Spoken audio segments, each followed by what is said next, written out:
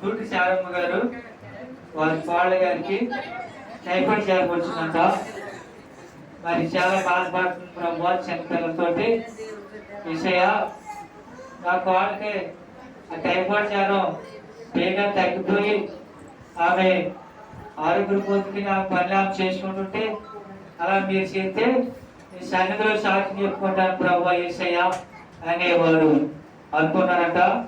అలాగే ఆవిడ అడిగినట్లుగానే ఆవిడకి ఆ జ్వరం వేగంగా తగ్గిపోయి మళ్ళీ ఆమె లేచి తిరిగి ఆమె పరిణామం చేసుకుని మరి ఇలా దేవుడు ఏసయ్య చేశారని ఈరోజు సాక్ష్యం చెప్పారు. అలాగే మరి వారి అమ్మాయికి కొంచెం నీరసంగా ఉంటుందని మరి సంతకాడ ప్రార్థన చేసేటప్పుడు అమ్మ మరియమ్మ తల్లి నా కుమార్తెకి నీరసంగా ఉంటుంది, నా కుమార్తె మరి గురించి మరి ప్రార్థన చేసి మీ కుమారుడికి ఏసయ్య చెప్పమ్మా, నా కుమార్తెకి స్వచ్ఛత కలిగేలాగా మరి సాయి చేయమ్మ మరియమ్మ తల్లి అని ఈవిడ ప్రార్థన చేసుకుని రాత్రి పూడుకున్నాడు. రాత్రి పూడుకున్నాక ఇద్దరు చిన్నపిల్లలాగా ఎర్రగా ఉండి ఇద్దరు చిన్నపిల్లలాగా కళ్ళలోకి వచ్చి చాలా మంది స్త్రీలు చాలా మంది ముసుగులు వేసుకుని ఒక ఇక్కడ ప్రార్థన జరుగుతుందట, ముసుగులు వేసుకుని ఉన్నారట. అక్కడ ఈవిడ ఉన్నట. ఇద్దరు చిన్నపిల్లలు వచ్చి ఈమె దగ్గరికి వచ్చి కనపడ్డారట. ఇలా రా అని మరి మీరు పిలిచారు, వాళ్ళు పిలిచారమ్మా? మీరే పిలిచారు. ఆ ఇద్దరు చిన్నపిల్లల కింద వచ్చారు. ఇద్దరు చిన్నపిల్లలు అంటే దేవదూతలు అనమాట. వారు ఈవిడ మరియమ్మ తల్లి తలుచుకుంది.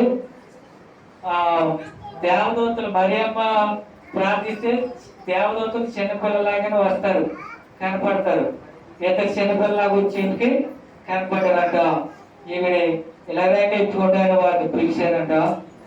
ఆ తర్వాత మేలుకొచ్చేదమ్మా. ఆ తర్వాత ఈవిడికి మేలుకొచ్చినారు.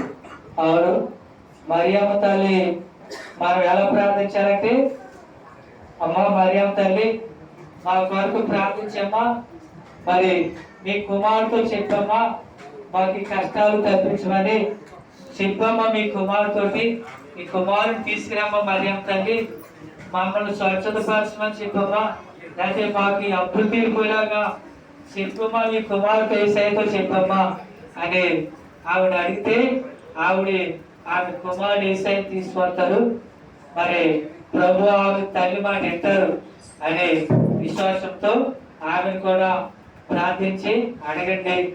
నేను చాలాసార్లు ఆమె నాకు కనపడుతున్నారు, మాట్లాడుతున్నారు.